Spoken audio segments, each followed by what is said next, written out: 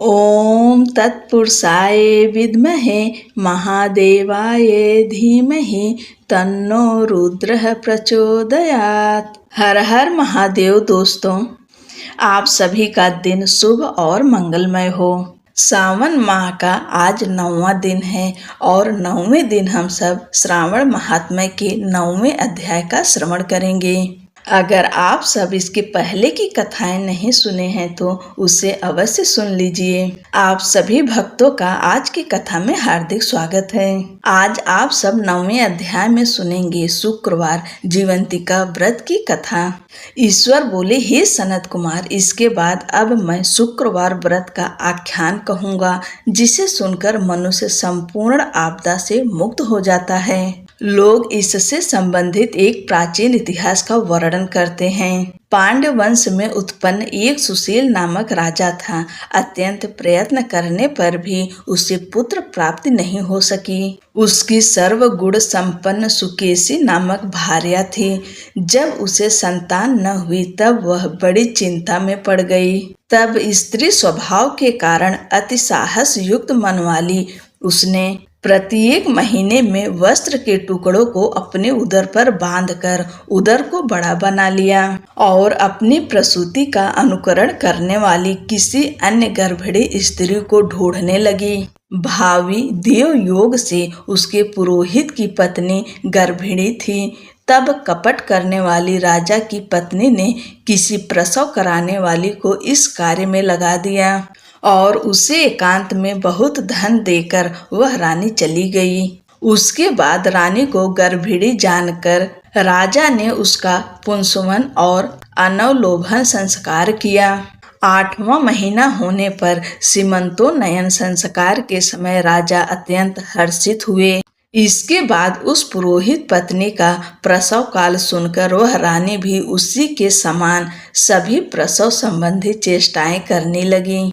पुरोहित की पत्नी चूंकि पहली बार गर्भवती थी, अतः प्रसूत कार्य के प्रति वह अनभिज्ञ थी और केवल प्रसूत कराने वाली दाई के ही कहने में स्थित थी। तब उस दाई ने पुरोहित पत्नी के साथ छल करते हुए उसके नेत्रों पर पट्टी बांध दी और प्रसव के समय उसके पैदा हुए पुत्र को किसी के हाथ से रानी के पास पहुंचा दिया। इस बात को कोई भी नहीं जान सका। उसके बाद रानी ने उस पुत्र को लेकर यह घोषित कर दिया कि मुझे पुत्र रत्न की प्राप्ति हुई है। इन सब के बाद दाई ने पुरोहित की पत्नी के आंखों की पट्टी खोल दी। दाई अपने साथ मांस का एक पिंड लाई थी और उसने वह उसे दिखा दिया। फिर उसके सामने आश्चर्य तथा दुख प्रकट करने लगी कि यह कैसा अनिष्ट हो गया और कहने लगी कि अपने पुरोहित पति से इसकी शांति जरूर करवा लेना। कहने लगी कि संतान नहीं हुई कोई बात नहीं, पर तुम जीवित हो यह अच्छी बात है। इस पर पुरोहित पत्नी को अपने प्रसव के स्पर्श चिंतन से बहुत संदेह हुआ। ईश्वर बोले, राजा ने पुत्र जन्म का समाचार सुन जात कर्म संस्कार कराया और ब्राह्मणों को हाथी घोड़े तथा रथ आदि प्रदान किए। राजा ने कारागार में पड़े सभी कैदियों को प्रसन्नता पूर्वक मुक्त करा दिया। उसके बाद राजा ने सूतक के अंत में नाम कर्म तथा अन्य सभी संस्कार किए। उन्होंने पुत्र का नाम प्रियव्रत रखा।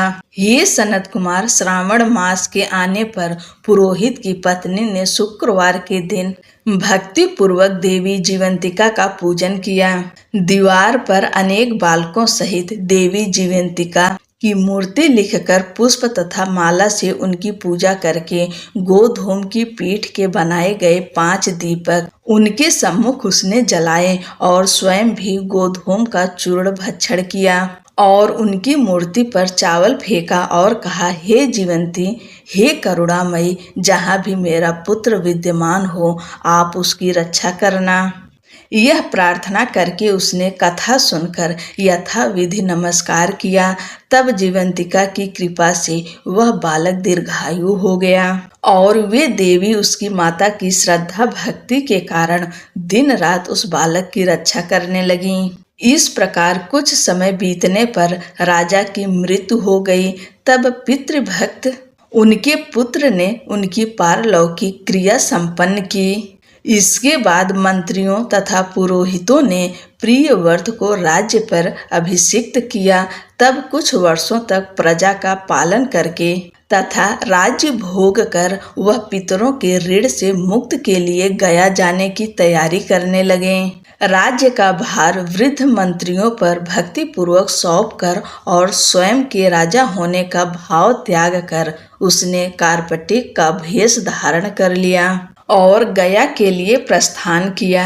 मार्ग में किसी नगर में किसी गृहस्थ के घर में उन्होंने निवास किया।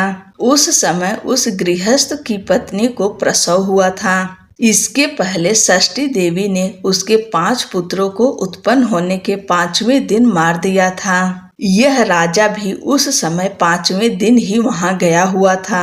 रात में राजा के सो जाने पर उस बच्चे को ले जाने के लिए षष्ठी देवी आईं। जीवंतिका देवी ने उस षष्ठी देवी को यह कहकर रोका कि राजा को लांघ कर मत जाओ।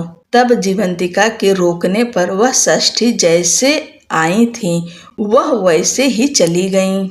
इस प्रकार उस गृह स्वामी ने उस बालक को 5वें दिन जीवित रूप में प्राप्त किया। ये लोग इतने प्रभाव वाले हैं, यह देखकर उस गृहस्थ ने राजा से प्रार्थना की, हे राजन, आपका निवास आज के दिन मेरी ही घर में हो। हे प्रभु, आपकी कृपा से मेरा यह छठा पुत्र जीवित रह गया है। उसके इस प्रकार प्रार्थना करने पर करुणानिधि उस राजा ने कहा, मुझे तो गया जाना है। तब राजा गया के लिए प्रस्थान कर गए। वहां पिंडदान करते समय विष्णुपद वेदी पर कुछ अद्भुत घटना हुई।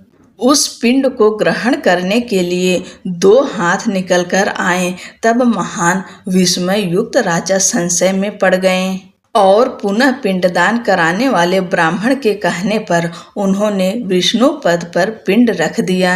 इसके बाद उन्होंने किसी ज्ञानी तथा सत्यवादी ब्राह्मण से इस विषय में पूछा। तब उस ब्राह्मण ने उनसे कहा कि ये दोनों हाथ आपके पितर के थे।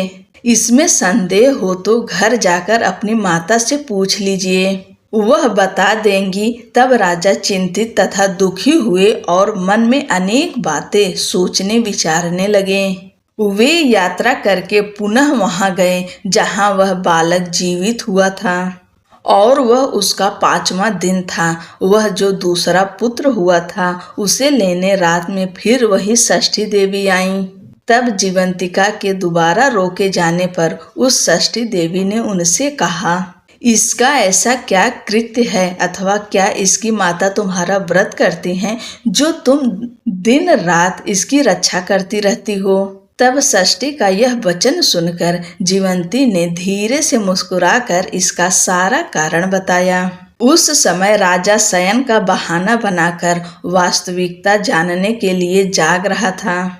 अतः उन्होंने जीवंती और षष्ठी दोनों की बातचीत सुन ली। जीवंती ने कहा, ये षष्ठी, श्रावण मास में शुक्रवार को इसकी माता मेरे पूजन में रत रहती है और व्रत में संपूर्ण नियम का पालन करती है। वह सब मैं आपको बताती हूँ। वह हरे रंग का वस्त्र तथा कंचुकी नहीं पहनती और हाथ में उस रंग की चूड़ी भी नहीं धारण करती।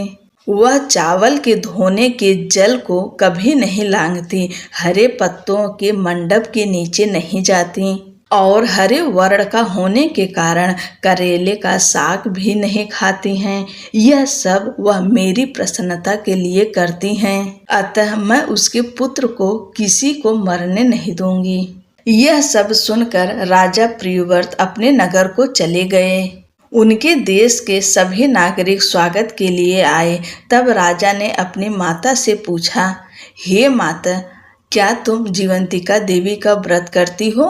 इस पर उसने कहा कि मैं तो इस व्रत को जानती भी नहीं हूँ। उसके बाद राजा ने गया यात्रा का समुचित फल प्राप्त करने के लिए ब्राह्मणों तथा सुवासिनी स्त्रियों को भोजन कराने की इच्छा से उन्हें निमंत्रित किया और व्रत की परीक्षा लेने के लिए सुवासिनियों को वस्त्र, कंचुकी तथा कंकड़ भेजकर कहलाया कि आप सभी को भोजन के लिए राजभवन में आना है।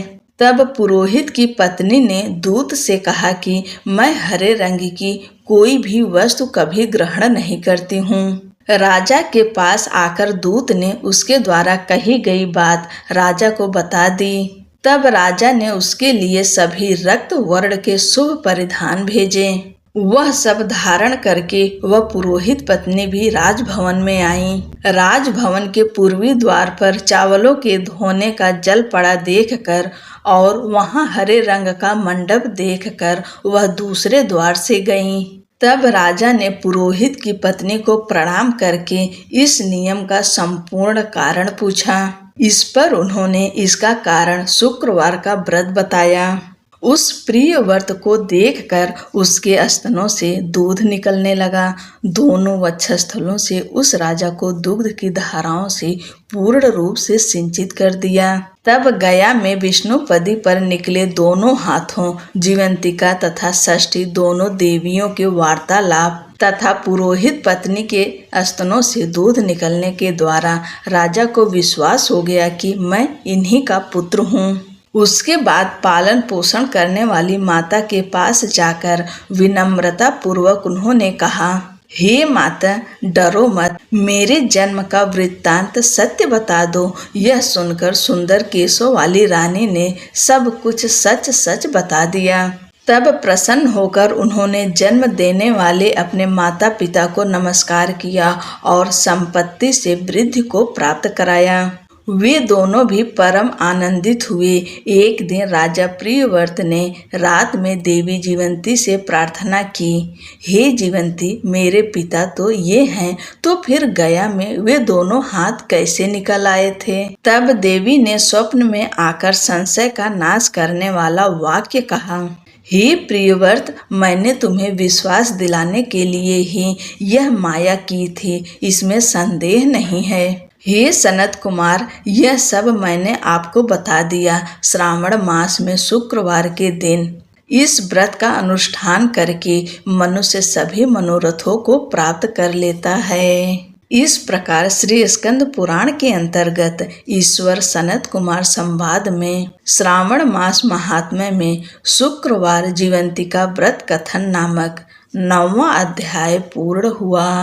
बोलो जीवंतिका माता की जय, भगवान शंकर की जय। जय श्री कृष्णा। राधे राधे।